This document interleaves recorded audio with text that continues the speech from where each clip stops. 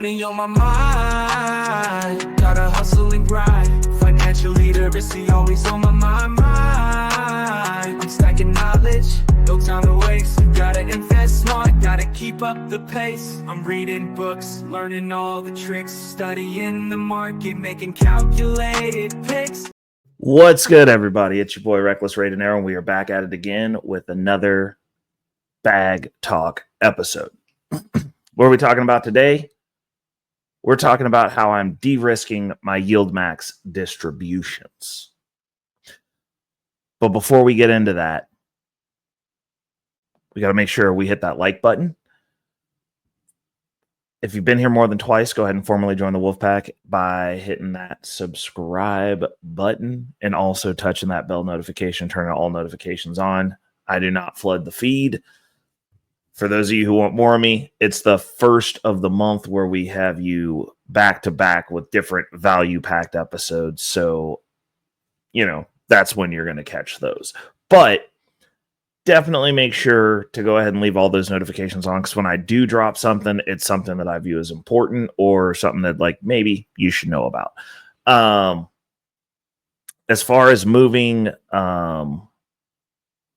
forward, the only thing that I ask for my Wolfpack members is that you guys share the videos. Definitely helps out. Easiest way to support is by sharing the videos. Outside of that, let's go ahead and jump into it. This is going to be pretty straightforward. I'm just going to break down how I do my distributions, which that breakdown in and of itself is how I de-risk. Now, currently, we are in a tranche where we are trying to get our debt paid off as fast as possible. So the first thing that we do is I don't just throw all of the dividends directly into the debt. Now, that could be one way to do it, because obviously as fast as possible, it would be a little bit faster. But then you're running high risk, because then I have inflows going in, outflows obviously going towards the debt, but there's nothing else going on. So your single point of failure is the income portfolio in and of itself. The first way that I de-risk is the diversification factor. Obviously, diversification being a dirty word in my mind personally. But when you're setting up your income to replace your W-2 income so that you can retire, you can achieve that FIRE lifestyle, de-risking is a thing. So one of the ways that I do that is I try not to, I plan my portfolios out. The way that they're strategically planned out is how I do the de-risking personally. I plan them around having about 6 positions. In my case, some of the positions are redundant. So at present, the riskiest my portfolio was when it was just msty. We did the tranche to get to 2,000 shares of msty. And, I wanted to hit that metric. Now that I've hit that metric, the portfolio, now that I've hit that metric, it's at max risk, because now we're 100% tied to the fate of MicroStrategy. I'm not going to say Bitcoin, because I'm totally fine being tied to the fate of Bitcoin in and of itself. MicroStrategy is basically being tied to the fate of Bitcoin with a little bit of leverage. But I digress. So your single point of failure there is MicroStrategy, the movement of MicroStrategy. Me looking at the market, there seems to be a lot of battling going on because people want MicroStrategy to fail. And, there's a PR campaign to help facilitate that. There is also seems to be some weird levels of price manipulation, which also could be, and I'm not going to say price manipulation. There's just a lot of downward pressure on the stock. And I think people are trying to hold it at bay so that larger funds such as BlackRock's, your hedge funds, can get in position before they allow it to do what it needs to do. And you see the same thing going on with Bitcoin. With the amount of buying that's going on with Bitcoin, how is the price only only at 118, and that's at the time of this recording. Like crazy, like makes no sense. Also with Ethereum, how are we under 5K right now? Doesn't make sense to me, but we are. So we're looking at the opportunities and we're looking at the board for what it is. So I've added in Ulti, and that is my de-risk for my portfolio, which obviously the highest risk you could possibly have with de-risking. But it's a actively managed portfolio that has 15 to 30 positions at any given time. Same color covered call strategy as msty, but they have the ability to get underperformers out and performers in based on the IV of those positions. So it's been pretty good. It's been within an acceptable range. We are actively buying into that position, but depending on how these positions go, like I like having Ulti in there because it is diversified in and of itself, which adds diversification to my portfolio. With the position of msty, it's very not diversified. It's one thing, goes up, goes down, and like it tracks with it. One of the benefits though is neither of these are experiencing NAV erosion, meaning NAV erosion by definition being it's dipping under the launch price. Now, Ulti, there could be a semantical argument. Well, if you look at the full time of Ulti, like, yeah, I'm not talking about the full time because I actually was invested with Ulti when it was experiencing NAV erosion and got out right before they had a reverse split. So I understand that argument, and I'm actually familiar with it because I was actually invested in it because I'm a guru as far as yieldmax is concerned. I've been here a year, which means that like I've gotten in and out of multiple of these positions. I've gotten to see how they've performed. I've seen them at their worst. I've seen them at their best. msty is my stalwart. I believe that hooy, HOOY, is going to also be a stalwart as I'm using that in my lifestyle portfolio. And I've made the decision from a strategic perspective. Since I'm buying Robinhood over there, we are going to use all of the Robinhood based derivatives over there. I'm not going to replicate two portfolios so that they can move exactly the same. The foundation of both will be Ulti because obviously easy diversification. But over in my Robinhood portfolio, which is going to be lifestyle focused, it's going to be covering the lifestyle portion of my income, which we're targeting getting at $30,000 a year in that portfolio. We're going to be doing Robinhood focus because I buy a share of Robinhood over there every month anyway. I'm getting to experience the growth of that stock as I'm dollar cost averaging it. I'm getting to see the volatility on that stock. There's money to be made on that stock, in my opinion. And yieldmax does offer products for that, and so does Roundhill as far as the weekly. So we've got Ulti in there now. We're going to get that position spitting off what it needs to be spitting off. We're currently wheeling our Ulti into hooy, which is giving us just under, we're going to be tapping the margin a little bit on that, which I'm fine with. Just under, we'll be at just right at a share of Ulti every week, which is cool. So we'll be not a share of Ulti every week. We're at a share of hooy every week. So that gives us 4 shares of that a month. The hooy payout should be giving us about 10 additional shares. Plus we have whatever comes into the portfolio as far as what we're hashing out from our check, from our W-2 income, and any extra side hustle income that we managed to scrounge up goes into that portfolio as well. And that will be landing in Ulti until we get to a point to where we're making about somewhere between it. We're going for a minimum. I'm trying to get a minimum from that position, $1,000 a month. And once we get to that $1,000 a month, we'll shift over to where we're just buying hooy, and then we'll start a different wheel. So the Ulti will still wheel into hooy, and then hooy will wheel into the next position, which will probably be Roundhill's weekly that's based on Robinhood.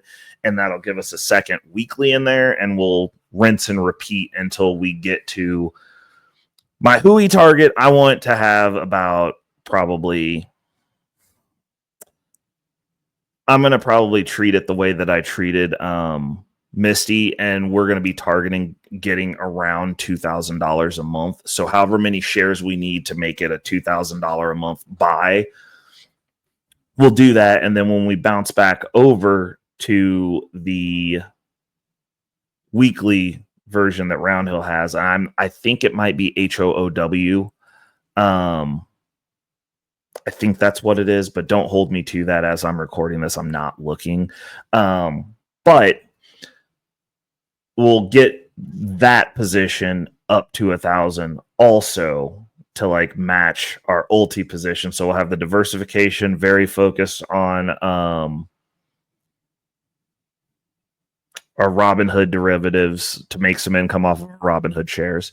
And then we will also be looking at a fourth position for that portfolio. And I'm not sure how we're gonna hash that out. Like it might be something like very performative. I might actually just bring LFGY back in, which is another weekly, and let that be the last. I think that would be the last one, because like if we round it out, I think by 4 positions if we're doing it in that manner.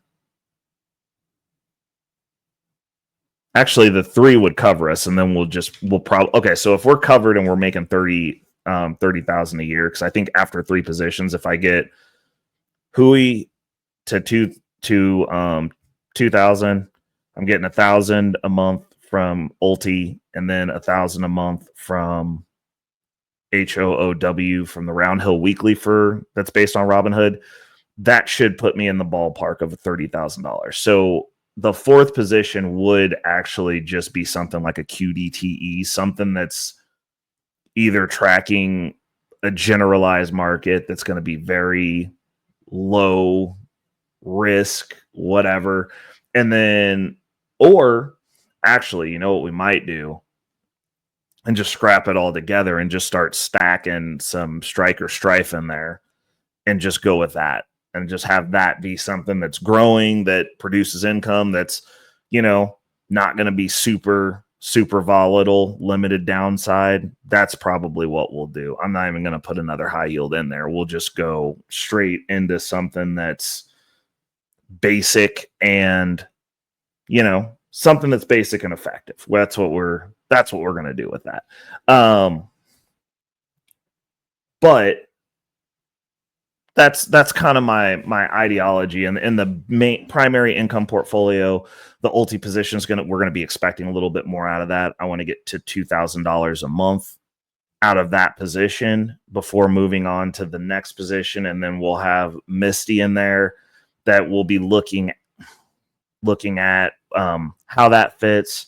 And then we'll also be looking to add a weekly that's based on the micro strategy, which Roundhill just released one. So we might be jumping into that to give it a shot, try it out. Cause like I did not like the performance aspect of mst because that 2x leverage, the downside on it sucked, in my opinion. And the Roundhills, the ones that I've been involved with on Roundhill, have been pretty phenomenal performers. So kind of excited about that.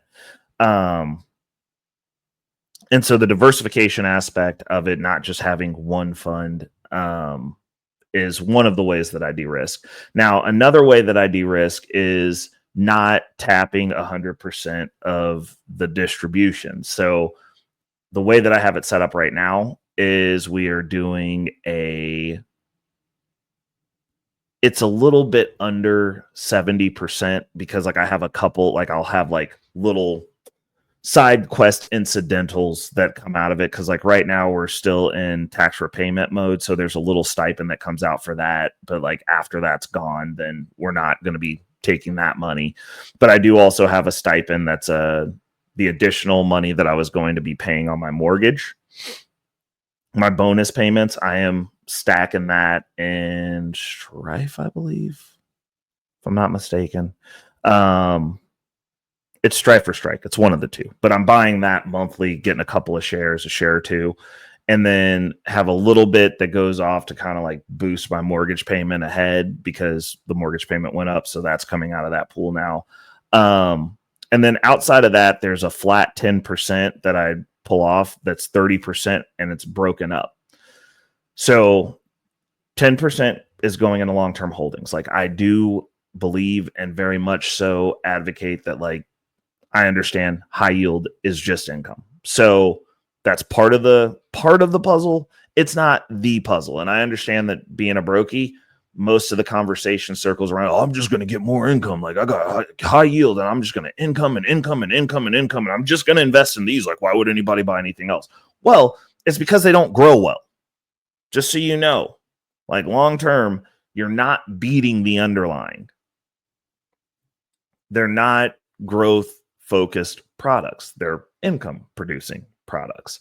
So that's kind of the first issue, is you're solving one problem at the expense of another, which is like, okay, well, I could just live off this indefinitely because the income's coming in, except for when the market goes down or we're in a bear market or we have a tragic downturn.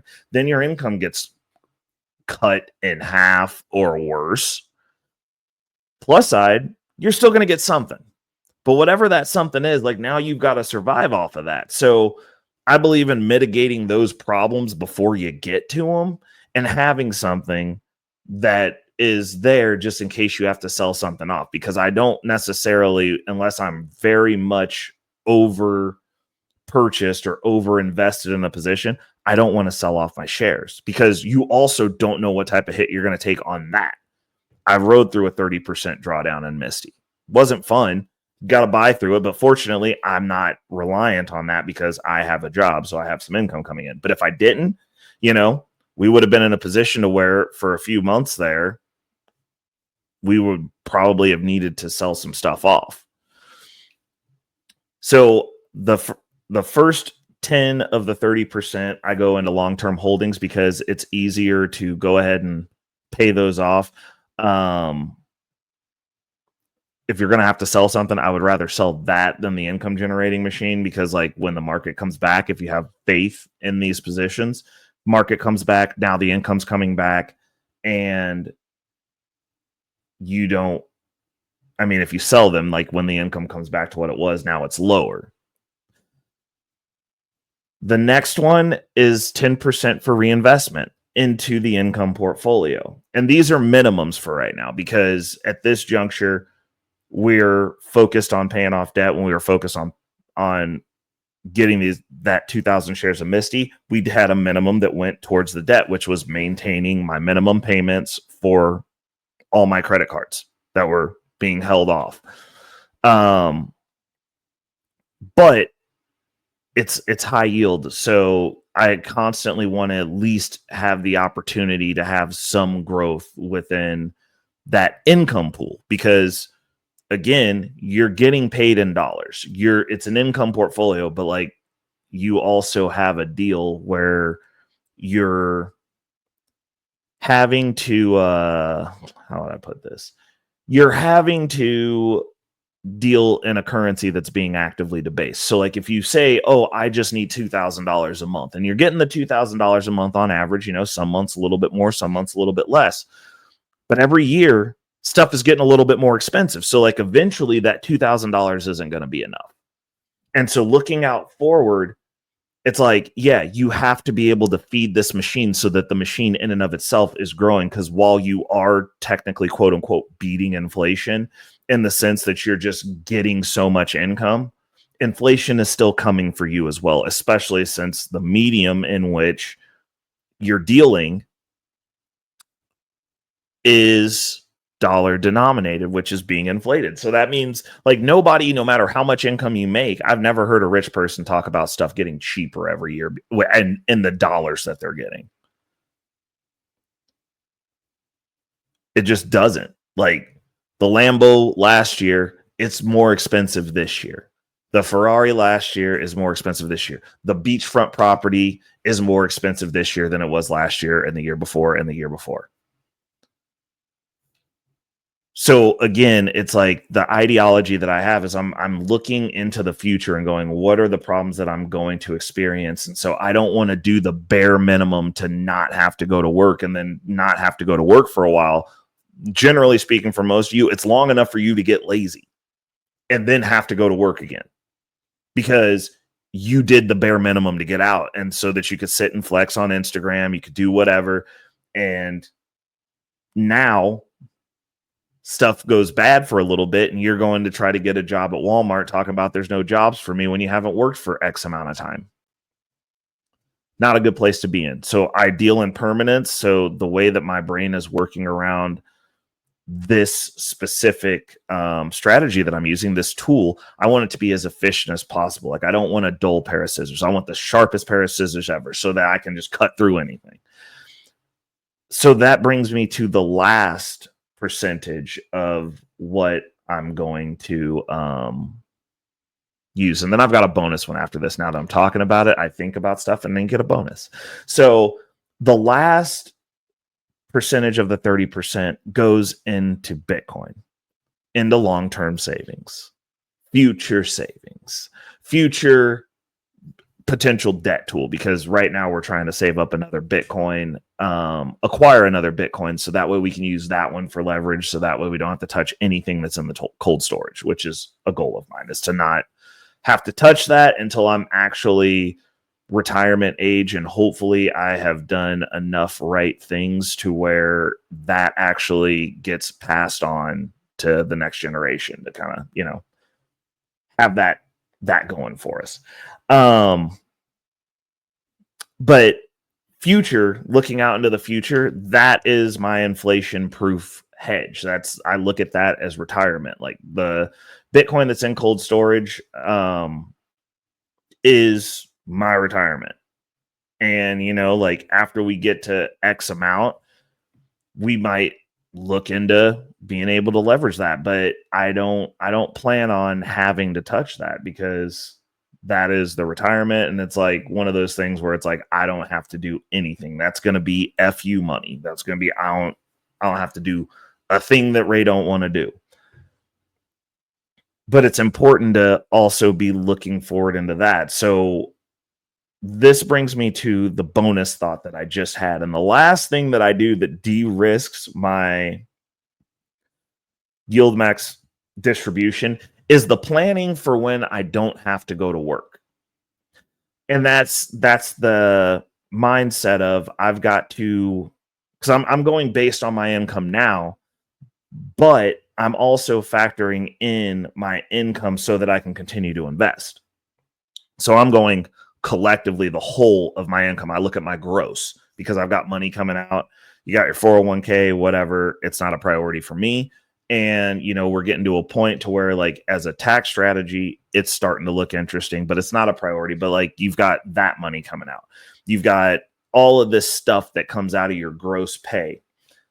So I base mine on my gross pay, not what I'm actually taking home. And I mean, a lot of people who are in a rush to just get out, and I get it, I understand, will go, okay, well, like, the bare minimum, I need what I'm taking home now, because that's the money I see in my face. And then you're living hand to mouth, but, like, you think that if you can just get hand to mouth, but, like, you don't have to go to work, somehow things are going to get better. I'll tell you what, sitting at home is everything is expensive, and you're going to want to do stuff once you don't have to work. Those things need to be factored in. So I go based off my gross, because I don't see all of my gross now. I also factor in reinvestment. I do want to be able to invest. And, like, my investment personally, I look to stay around 40% or more. That's how much I'm looking at. So when I'm looking at what would it take for me to leave the job market, 2.5 to 4 times what I'm making now. And that's just kind of where I'm at. Like, I might be able to take my foot off the gas at 2.5 and go do something that's, like, way less stress or super easy or menial for me, and go do that and still continue down the road and continue to work and continue to have, you know, the benefits of working, which is, like, cheap health insurance, cheaper health insurance. But who knows, when I'm ready to leave the workforce, like, maybe the open market healthcare plans, maybe at that point, getting a decent one of those will be something that I can look into. But I'm factoring over incoming myself to where it's like, hey, I've got a bunch of extra money laying around that I can put into the 3 buckets that I just lined out, which is the long-term holdings for stocks. My Bitcoin, of course, because everything I do is to just get more Bitcoin, and then the reinvestment so that I can continue to grow that pool of money that's coming in. Actually, the bonus one is probably one of the most pivotal ones. Is I know that I can't just go, oh, because I made X amount this month, I can forget this job, I'm leaving. Like, that's crazy. To me, I'm just like, there's not a whole lot of forethought in that, in my opinion, unless you're quitting the job to go do something else that you can start building or afford you to like get into a field where you can take less income, but like you still have a job and benefits and all that stuff. But just going, oh, well, I can stay home off this amount. I mean, that if it was just about staying home, I could have been done retired. Like, because I'm making enough now to cover my core expenses.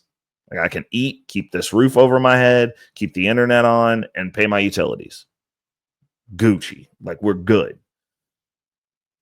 But that's a minimum. And if the market goes bad, now I got to go get a job, or I'm coming up short on something. Like, I got to start not eating as much as I want. Like, I don't want to live that life. Like, I can stomach it out for another 25.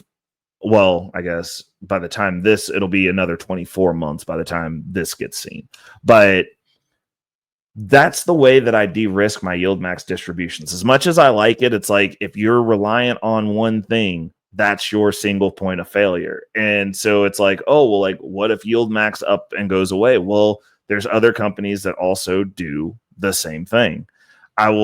My goal is to make as much as I can during the window of opportunity. I don't worry about what happens when yield max goes away, because by then I should have hopefully at least 2+ Bitcoin, and Bitcoin's worth X whatever it is, and I can leverage that and figure it out. Or I can start eating off of it. Because I mean, honestly, if I'm sitting on like, if you use this, if I'm using this and I get over 2 Bitcoin, and then Bitcoin goes up to over $1 million in that time window, and then it's still climbing, like, I can slow nibble off that. Hopefully I have a portfolio that's just chocked full of MicroStrategy, 21 Capital, and then whatever Pompliano's treasury is. And those are just blowing up because Bitcoin's worth over a few $100,000. And I got in early, and I can live off of those. Like, I can start selling that off a little bit at a time, leveraging against that a little bit at a time, watching it go up. I'm not solely beholden to these high yield dividends completely allowing me to do whatever. I'm doing multiple things at once, and that's just the foundation of what's kicking off the income. And am I worried about it going away next month before the end of this year? No. So we're going to take that money and we're going to invest it. We'll worry about it next year. I don't worry about that. I'm using the tool, and if the tool gets turned off or broken, then I go, okay, well, we got to figure out another tool.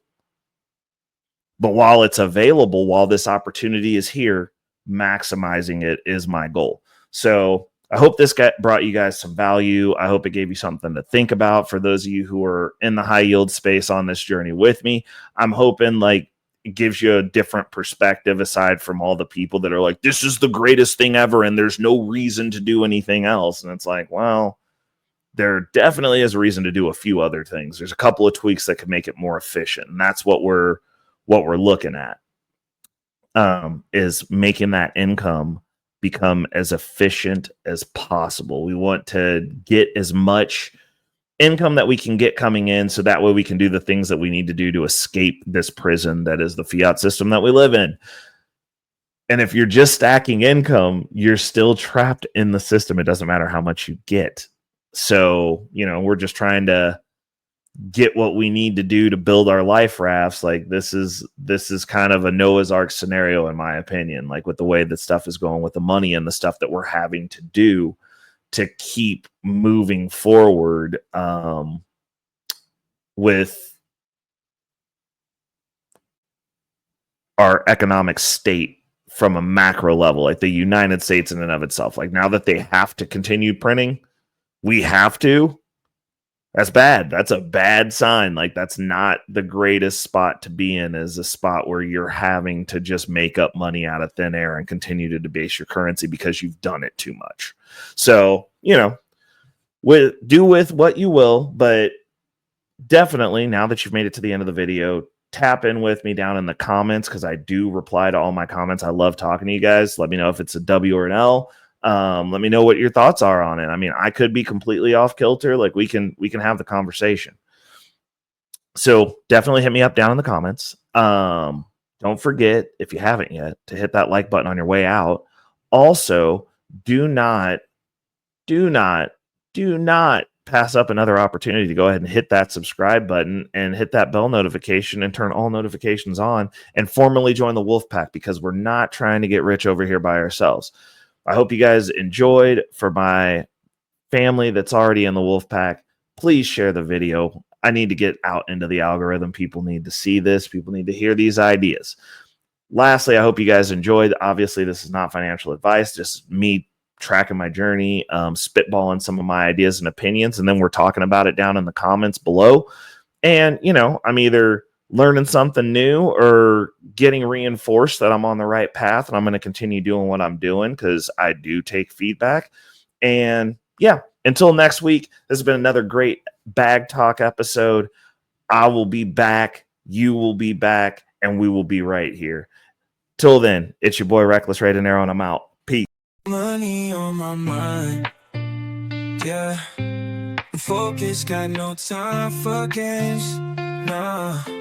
I don't play, man, I'm all about that financial literacy. Investing in my future, building generational wealth. Dollar bills, they be calling my name, but I ain't chasing fame, I'm chasing change. Learn the game, now I'm playing it smart. Putting my money to work, it's an art. I'm stacking paper, building my own empire. No more living check to check, I'm getting higher. Investing in stocks, real estate, and more. Gotta secure the bag, that's what I came for.